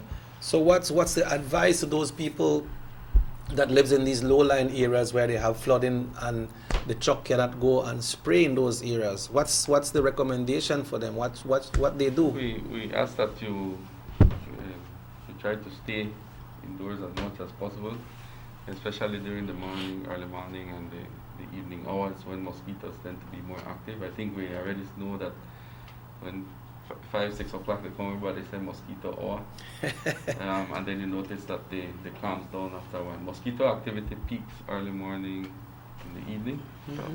Like Mr. Balan mentioned, try to wear light colored clothing if you're going to go outside, long sleeve and long pants. And very importantly, if you have been diagnosed with dengue, you can, by protecting yourself, you protect others inside the house, your family, the neighborhood. Like Mr. Balan mentioned, let's take the example of one of the villages that flooded up here, which is Douglas, right? There could be a possibility that Aedes aegypti mosquito might have laid their eggs in dry containers in people's yard, right? Like he mentioned, it can survive up to a year without water, and with these rains, that's when the hatching starts, right? So I think that one of the things actually that we're working with some of the villages right now is to create the disaster plan, right?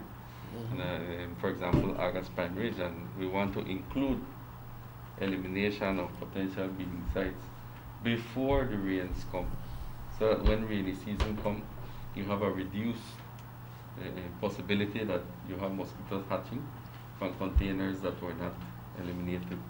So I think that we need to start including these things into our disaster plan instead of just thinking about diarrhea diseases and so on. We need to start thinking outside the box now when it comes to preparing. How about people that have their gardens? People that does gardening, you know, they got a flower spot and they have lot of plants and so. How do they contain this? Well, that was what was identified in Orange Rock Town as a major source of the dengue mosquito, and they worked along with the Vector Ecology Center, BVEC, and to identify the areas where these breeding sites were. And again, in this case, the larviciding is more effective. But there are guidelines. For example, if you are a plant enthusiast and you have a lot of plants in your yard, especially orchids that require plants that require a lot of water. And we have people that would trim a branch and put it in water, you know, make the roots start growth, and then we'll plant it. Just to keep monitoring the water to ensure that you don't have wiggle-waggle mosquito larvae inside. Try not to leave water standing for more than 3 days. So there are things that people can do at home. We have visited homes when they did cleanup campaign last year where the person lift up, you know, you got the plants in the water. Sometimes like have the bamboo. They put the bamboos inside some containers with water. Yeah, some people like to get the same water lily from the river, the purple flower, Yes, put it in one flower pot, and that need water, right? Because it's an aquatic plant. So when you lift that up, all the wiggle-waggle, the scatter. Yeah. How for the tire shops and so? You know, some people go change the tires. Sometimes they carry buy this tire and go there forget next one, and they have a here and just dash it and left it there. You as somebody go fix one tire, maybe a mosquito come out there and bite you. Can you be infected as well? It depends if the mosquito has bitten someone who has dengue, then the mosquito becomes infected and can bite someone else. But tire shops are also checked. The public health uses the tires a lot to do waste disposal. To burn. They go around checking the tire shops. But again, it has to do with health education, speaking to the tire shop owners, you know, which is part of the whole comprehensive vector control plan. Talking to people. We have people that in the yards, you know, the washing machine repairmen that have a lot of washing machine, your old stove, your old fridge, everything could become a potential breeding site. Sometimes when I watch, what do think, man? No, we as a culture, you know, we attach a lot of sentimental value to things. Especially some of the, when your first car I know. still in their yard or something like that, they don't want to throw it away. Yeah, true. But all of that becomes potential breeding site for not only vectors like mosquito, but you have like rats and rodents Snake. and other things. What are some of the symptoms that we can feel and know that we are catching some of the disease, such as the dengue, the chikungunya, or the Zika? How can somebody know, hey, I have this? What are the symptoms? And okay, I need to go take tests. What are some of the symptoms? Well, Mr. Robert, if you know that someone in your area or in your village or in the street that you live is diagnosed with dengue, and you start to feel fever, right? One of a sudden you have high fever, your bones are hurting, your eyes are hurting, right? You have your muscles are hurting, then that's an alert that you need to check yourself and do a dengue test, right? It's recommended to have a good result to do it on at least on the 3rd day with high fever, right? You can do it on the 1st day, right? But also try do another test for confirmation on the 3rd day, right? For dengue. Where do we take these tests? You can do it in any private lab here in Orange Rock, right? And the lab of your choice, right? And also, whenever you get the results, it is very important for you to inform us to report the case at hospital at the vector control department, right? For us to take actions, right? For us to go and spray your house, spray the neighbor house, right? And that way we can control the spreading of the disease, right? Because most people do not report the case. But is there anything in place that say, okay, I might go to a private doctor and I take one test, and I know I'm positive for this dengue, but then I don't want people know. So I don't go in the hospital, go report it, and I just go to the pharmacy and I just buy my medication. Is there anything protocol in place, Raf, that they could say, okay, you go to a private doctor, then the private doctor need to send these results to the Well, they hospitals? do, or every morning they pick up, and that's we don't rely on just that. There are the private clinics, as part of the licensing, know that there are diseases that need to be reported. Okay. They are reported diseases, but they every morning they go to the labs to pick up the results of the tests. But we have cases, like we had one case a couple weeks ago where the person gave the wrong name and gave the wrong phone number, and the person was positive, and we couldn't locate that person. So I think that we're not getting into this habit too, also, that if you go to seek private consultation, that they would ask you for your social security card or something. Yep. You know, we just, what's your name, and we write it down. Yeah, we need and verify that verified identity. The identity card, we couldn't find that person, and now that puts the community at a greater risk. You know, we call the child lady, and she has never heard of that person. Wow. We call the health worker, she has never heard of that worker, that person. So that case got away. Yeah, no, they are disease. Yeah. Somebody say, if you catch dengue, just go catch it one time and you can't catch it again, or you catch a chikungunya. Is that so? No. You can catch it again. Okay. Yeah. You can, and the second time is worse. It could give you the dengue hemorrhagic, and dengue hemorrhagic is fatal. I know some persons who say, I know one of my family may got dengue, and all when they do that, they don't go to no doctor, no private doctor, private clinics or hospital. They say they just go buy them Tylenol. I don't know if that's Tylenol. I think it's Tylenol. They say, and they drink it for 3 days and they are cured. Yeah, but they're only controlling one symptom, which is the fever and maybe the pain. But remember that if you develop complications, if that person has had dengue before and that person catch it again, right, then the chances of it becoming severe dengue is higher than the first time. And we have 2 strains of dengue virus circulating in Belize, dengue 1, dengue 2, which means that you can get it 2 times. In the north, we have the 2 strains, dengue 1 and dengue 2 right now so far. So it's better on you if you would not just go and buy the Tylenol or whatever they buy when they say make them feel the fever. It's better to go and see a licensed practitioner. Yeah, because it also, they get the report. Because if you self-medicate, right, and you say I feel better and you know report it, they can't do the case investigation. They can't spare your house. They can't spare your neighbor's house. And that mosquito is still flying around with the virus. Yeah, and then you put everybody at risk, all your neighborhood. Okay, so you all need to go into that area and do a proper check and find out what's happening. Because the good thing about Aedes aegypti, reading about the Aedes species, that they don't fly far from where they were hatched. They hang out. They hang out in the same area. So that's an advantage for us. Yeah. But it has to be reported. Well, gentlemen, it has been a pleasure, Mr. Balan, and your message to everyone out there in this time when rain is coming and we see a lot of mosquito around. Try have your yard as clean as possible. Avoid all the containers that you don't want in your yard.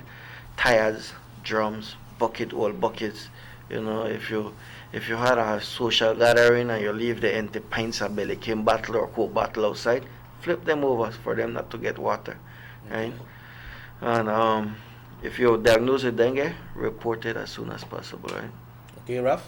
Yes, and I would like to just inform the public that if you have any of the symptoms like what Mr. Balam mentioned, the fever, the joint pain, the pain behind the eyes, rash, the petechia, please seek medical attention immediately and report it to vector control so that the case management can begin, and the eradication, trying to find and hopefully that to kill the mosquito that has transmitted the virus.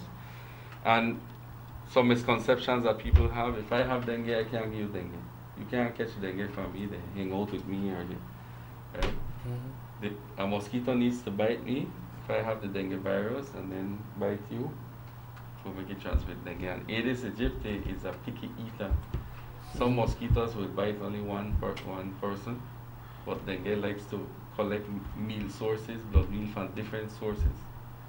Okay. Right? So prevention goes a long way, and community participation goes a long way. We have community health workers in the community.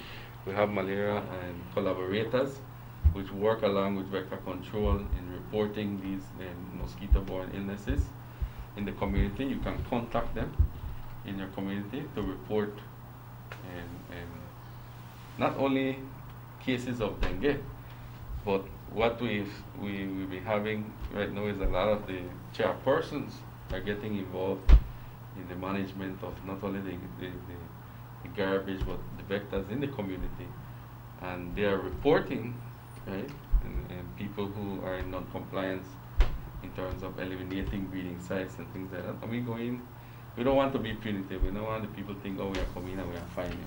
But we come in, talk to you, right, that the consequences outweigh the benefits. Are you the share? And we visited a house in Giddy Grass where the lady had a stove in her backyard. Just a small amount of water with the mosquito breeding on the top. Wow. She didn't want to dispose of the old stove because she used the metal from the side for the fire hat. Oh, okay. Yeah. Right? So we have to understand as well the cultural value.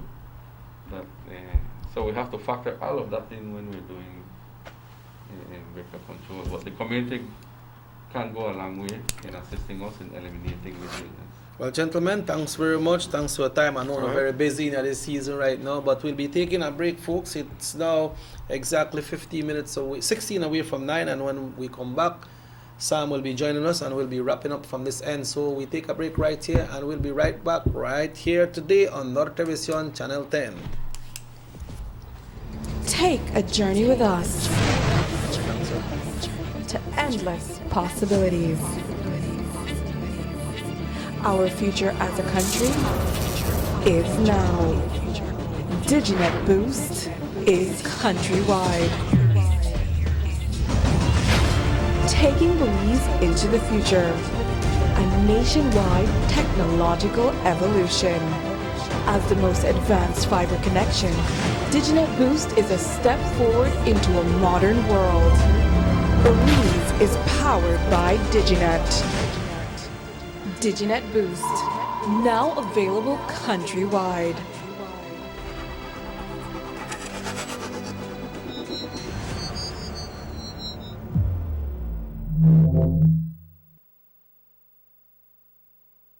Six cylinders to pure potential and better performance. It looks like it vibrates. You think it could be the horsepower?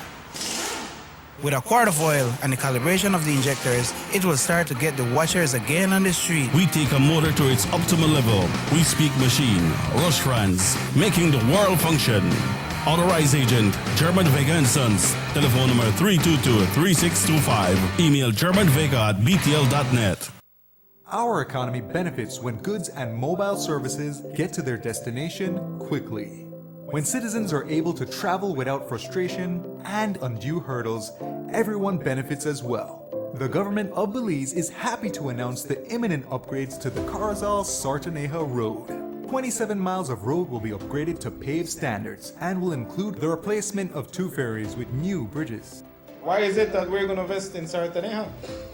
Why is it that we have to take $50 million to invest in an area where we do not have a political directorate? We believe that as a government, we have to provide a service to all Belizeans. Well, this for the village of Shunosh is a big advantage both ways. Sometimes when we got sickness, we got people sick at the clinic there, women. When we reach at the ferry, can't pass, 45 minutes have to wait. So now this road will benefit whole village, Shunosh, Sartaneja, and Copper Bank. I'm part of Progreso too. Well, it's really important for us. I know that our village is not so much developed with tourism because it's a remote village. And for that reason, we don't have a lot of tourism over there. But now with this upgrading of the road and the pavement of the road, I believe and I think that it will be much, much beneficial for us and for everybody. More for Belizeans, more for Belize. The government of Belize. Moving Belize forward. You have an 8-cylinder powerful engine disguised as an aluminum alloy that spins at 8,000 revolutions per minute. Goes like this. You think it's a turbo? No, with a cleaning of injectors and a change of oil, you will run more efficient, my friend. For those who understand the engine like it talks to you, we speak machine. Rush France, making the world function. Authorized agent, German Vega and Sons. Telephone number 322-3625. Email germanvega@btl.net. Notice the residents of rural communities in Orange Walk and Corozal districts. If you value your health and your children's health, you will dispose of your garbage only at approved sites. The disposal of garbage at any other location is illegal, and if caught, you can be fined up to $5,000. If you don't get caught, you can still suffer health impacts caused by these illegal sites, because illegal dump sites harbor pests such as rodents, possums, and mosquitoes that carry diseases. These can transmit those diseases to you and your children. In addition, the garbage you throw away illegally can contaminate water bodies near your community, the same water bodies you might use for recreation or other purposes.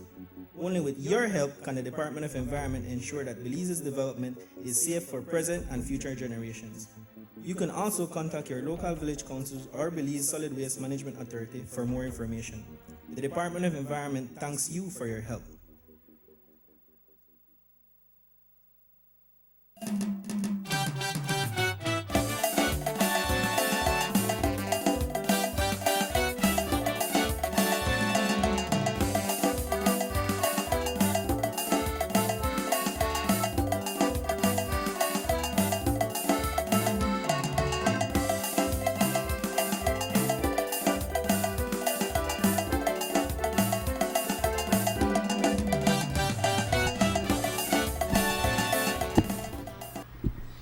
Welcome back to the Sugar City Morning Show. It's 11 minutes away from 9 o'clock and we continue. Sam, welcome back. Some people ask if they say, just we want to know if the Prime Minister still want to help the people that work at the free zone and the casino, like how border now are open right now, just if people still want to get the payment like border not open. I know a lot of people work up here now we get, Sam. Yeah, some get yes, but then I don't get. That's a very important question. Yeah, it is a very important question.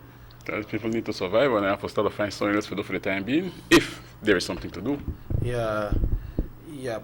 But what happens is they're not only person for that area. I know everybody is concerned. Yeah, but some don't get checked in. Yeah. I don't understand why. Yeah, it's like when after hear a person who call, oh, they call me back and say I qualify with not going yet. If the person qualify, man, take care for me.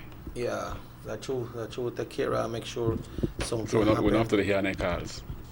Yeah, well, Sam, right now, we know that we spoke up this morning about the measures. We understand that when it comes to the opening of the airport, we were made to understand that some of the measures, I think it was Dr. Gaff that spoke and said that some of the measures that will be taken, they will have a room where they will put like 14 persons in with the social distancing, and they will be taking their tests.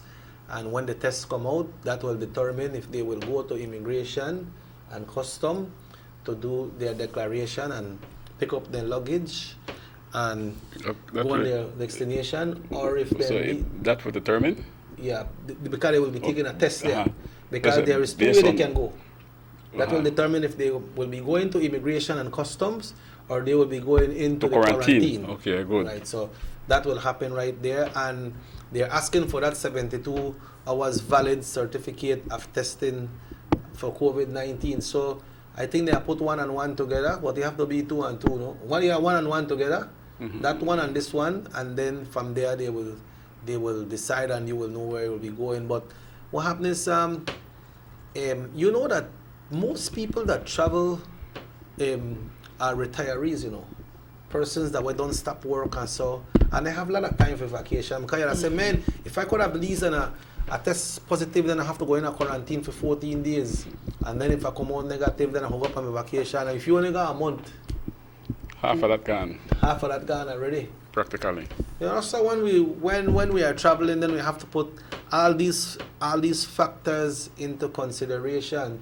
What if I go there? I don't take one test here and a negative, but what if I go there and then it read positive? Because I remember that the person, one of the Belizeans that came, took a test in Houston and it was negative. But like you alluded to earlier, maybe walk around some people after that test and maybe that right there, so he must catch it. That's exactly what happened. You know, so when people are traveling and take the test, they have to practice their social distancing. They have to wash their hand, use their mask.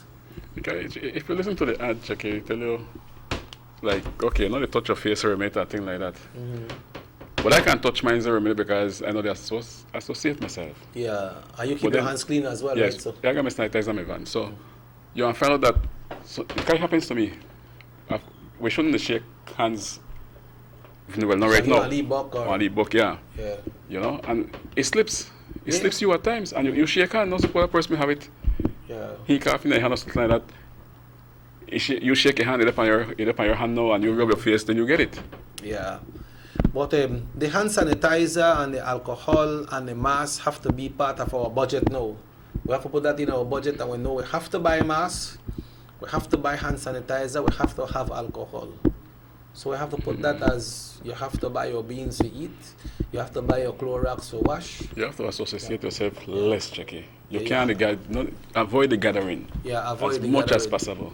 Yeah, because you have it and me so long I ask it from you, right? Yes. The communication when I cast if I come. Yeah. And the distance where am I there? Not far enough. So definitely I'll get it from you. But you got it and we quiet. That's when I ride the bus. Be quiet on the bus. Yeah.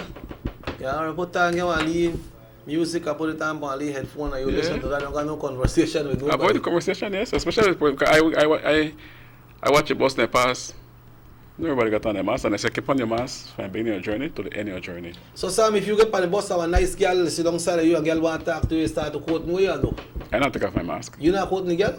I not take off my mask. But how you quote the girl if you could talk through it, okay. But I not take off my mask. You not take off your mask. No. But suppose she said, by Sam take off your mask and make you quote better, man. You want to take off your mask if you want to give a kiss, check. You can't talk, but you know if you quote him, take off I suppose you want to give a kiss. Then that can happen too early. We just start to talk, don't you? Yeah. Too early. But Sam, you know that the Minister of National Security will be here in Orange Walk today. That's the man, the Honorable Michael Perfit. He will be visiting the Orange Walk police station today. The one per feet? Yeah, we have to consider what that measurement, but I'm going to know how far we keep for each other. About that way. We should have known the man when they come earlier because I invite him to come on the show, don't you why? And entertain, but the man sitting of the house today too, right? Oh yes, sitting of the House of Representatives starts at 10 o'clock this morning, so we can bring that live as well. We will bring that live to you all right here on North Television Channel 10. Sam, to close off the month of Dad and Grads this Sunday, you know, Youth Connection Band has been jamming every weekend, you know, with our virtual concert, which persons ask us to do their birthday parties, their weddings, their graduations, whatever occasion they are celebrating, they get in touch with us with our agency from the US, no? So they make it. You know, they make it with the survive. With the survive. You have to do something to survive, right?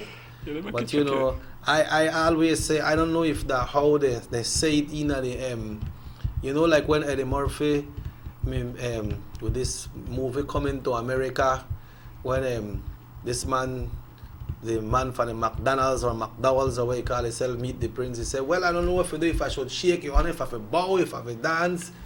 That's the way it comes when I remember my friends, Erin, I don't know what to do, and Charlene, what to do, bow, say thanks or whatever. But we are doing it, Sam, and thanks to these persons that this is happening. So this week we will be doing a parade, you know. I don't know if it's a parade or a motorcade or just one moving float, because we have the band on top of our trailer. I'm just going around town from 2 until 4 o'clock. We're going to take the parade route. And from 2 until 4, I'm just going to play music and pass and honor the dads and the grads for this month. Because, you know, this month that we had lots of graduation. Like we know, Benkevejo. And any vehicle can follow you? Yeah. So you're the one turning into a parade. That vehicles can follow a motorcade. Yeah, a motorcade. That vehicle can follow you. Yeah, but, you know, if vehicle follow you, well, you can't It makes stop it more them because exciting. The road is free for everyone, right? And when you drink up, you know, drink up a dash pint out on a vehicle and things like that. So we are passing the house, so just say hello. We will have it live on our Youth Connection Band Facebook as well. You know, so that's what we will be doing for this end and half the month of dads and grads. Then next week, Saturday, for the 4th of July, we're having a big 4th of July party. For what now? For all our brothers and sisters, our Belizeans brothers and sisters that lives in the U.S. With Americans? Yes. You know, we'll be doing that virtually. So okay, good. Some of my friends, when they do some, they don't buy the screen. They put up 2 big screens in the backyard, and they put one system there, and they have the 2 big screen, the band pan 2 big screen, and they are party. Maybe you can't rest for long. Yeah, I know here went on no break and we'll be right back. Yeah. Because we're not going to forget when we come back. That short break, that's not a short break, Joe. Yeah. We should say we'll take a long break and then we come back quicker, then it'll be better. Don't say a short break and say, hey, where they go, man? Where they band there? You know? You have to do like the man when he get done, not the man. What's the next man there, man? Who that? Miami? Yeah. Miami. When he start to jam, he go down up and he come up back and after a long while. Yeah. And if he move the people, he stay longer. Somebody asked if we have the band or I just want box. That the band, man. That the band. Full band. Yeah, the full band and the jam and this time. You want to take request too? Yes. Maybe like a person to write a request for you to congrats, who graduated with honor and stuff like that. Correct. So what you could do for me, I could read it. Just put it on Bristol bowl and hold it up so. When I pass your house, you know, like they say, greetings to Mr. Winston Collins, better known as Dubai, celebrating his birthdays, you know, something like that. And I like to congratulate my daughter or my brother who graduated. Just put it on Bristol board. I want to pass where I read it. So at that point, then I go a little slower, much slower. Yeah. And then what happened is, you know, it will be live on the Youth Connection Band page as well. And then you could send your request. It's hard for me to pass the request because with the move and with the jam. So you could send it on my phone, which is 600-5769, and I'll do my best to read all those requests. But the band will be jamming, and it's an appreciation to everybody who have supported the band and all bands because we are doing the musical. So I got different groups that are doing a thing as well, and we have to commend everybody for doing so because we have to keep people lively and make people party and give a little relief, right? Mm-hmm. So you'll have the police in front of you, or the municipal transport will be. They will be leading you. Yeah, they are leading parade route. All right. So if you want to see it, you come out. In fact, you want to hear the band come from far. Yeah, I heard the band come from far. So today we'll be tuning up. Because I remember one time you connection is fitting at the back of one leaking truck. You remember, Joe? So when I tell Chucky about you going to leaking truck, the band different. No, you can't fit in a leaking truck again. Yeah, I remember when you got a car, you used to put in a solid small trailer too. Yeah. Remember someone who used to dip on the Hawksworth Bridge when people jam like it is shake. Yeah, but so I'm talking about the Hawksworth Bridge right now for our listeners and viewers there in Cayo. The Ministry of Works hereby notifies the public and particularly motorists that the rehabilitation works will be commencing on the Hawksworth Bridge. That is the big bridge, right, Sam? Yeah. In Santa Elena, San Ignacio for a period of 30 days, and it has started already since yesterday. So you have to go wrong. Yeah, the bridge will be closed to the public from 9 in the morning until 6, and that will be Mondays, Wednesdays, Thursdays, and Sundays. So it's open today. Okay. Only these days, Mondays, Wednesdays, Thursdays, and Sundays. The bridge will be closed from 9 until 6. The ministry apologizes for any inconvenience caused, but some remember they got a brand new bridge too, you know? Yeah. And they got a brand new bridge. The bypass. Yeah, the bypass from. So it's still easy to come in. Yeah, entering to Santa Elena, right? They just love the board one, you know. Yeah, that board bridge still there. Still works. Yeah, and some also we would like to remind everyone of the special sitting of the House of Representatives, which will be held today. The big man is in the house, Yeah. Dylan Jones. Yeah, in don't sell you out. Yeah, that's in Belmopan. I have a lot of texts about, really can't read all of them. But we'd like to thank everybody who tuned in, Sam, and if the good Lord's so will, then we'll be back on Monday. What's your closing remarks for today? I listened to your show earlier. As we go into the weekend, make us say, all right, see? You say, morning check, a birthday request to a great grandson. That's Devon Recania. Birthday is on Sunday from Miss Mario. So we are pass right now, Miss Mario host Sunday. All right. So Miss Mario put it up when I pass there, right? And we are not going to leave something by... Only happy birthday song for the man. So people ready, Sam. People ready. All right. So, Sam, your closing Well, I was remarks? listening to the show earlier with you and the guys from Health, and they said that the big mosquitoes, they want to put in your soup. Not dangerous, right? Yeah, there's they that. They don't carry no... Yeah, they don't carry no threat. Yeah. But take out mosquito dangerous. Prevent yourself from getting bite by these mosquitoes. Don't take no chance with you. Don't take no chance with it. Okay. Smoke me out. Yeah, smoke me out. And use the right clothes like what the man said, light clothing, right? Long sleeve if you're out or so. They want bite for like maybe an hour or two in the evening. And when they attack, no? Yeah, then they calm down. But you must stay safe. I don't know how long the eggs take to hatch, but if you get any water, bucket or so, or jumps that, you need to get rid of these things. Yeah. And Sam, when you go to a bush sometime, a lot of mosquitoes there at bush too, you? Then they're right there, they wait for you. And they're right there, you? Pop out. When you go to a river too, or not really? Yeah, but we find most by the river, Dr. Fly. Oh, the Dr. Fly, boy, when the Dr. Fly bites some people, they're allergic to that. So with that, let's all stay safe, because we're still all in this together. Yeah, folks, remember, next week we jump into the month of July and re-registration starts from the 1st of July to the ending of August. So if you need to, that's transfer of votes, of electorates to different division. If you live in a division and you're not registered there, it's your opportunity to do so at your desire, at your consideration. If you want to do it, it's not a must that you have to If do I catch you the lie, how much years at jail? Why Pala say you could get up to 1 year, you have to pay $1,000. So make we do the right thing. Sam don't have to transfer because Sam know where he live. So Sam know he transfer. Sam live in Orange Walk Central, and that's where Sam votes, right, Sam? That's right I vote. So folks, we would like to thank Rahim once again. Thanks to all our viewers. Thanks to Rafa, Mr. Balan that was here. We'll try to bring them back when we have more time. We understand we might have participation from the Director of Health Services right here at the Northern Regional Hospital. We'll be having them sometime next week to talk about the COVID-19. We'd like to congratulate the Honorable Gaspar Vega as well for giving us the opportunity right here to bring out all these great information to you all right here on North Television Channel 10.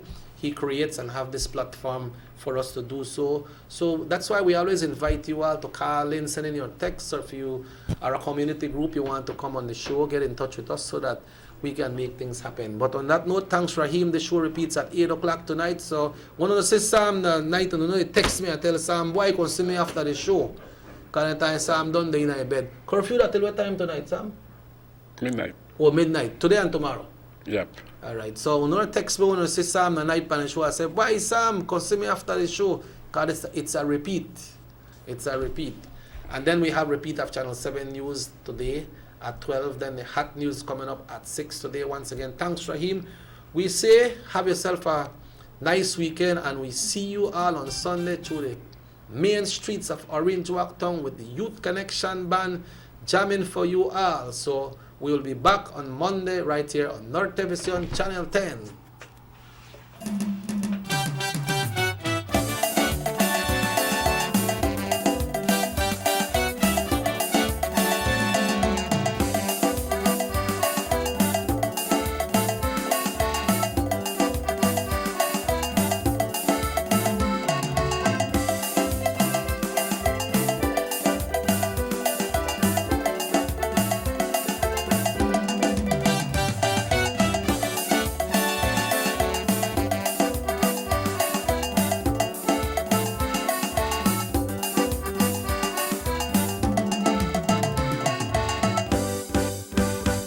SugarCity Morning Show.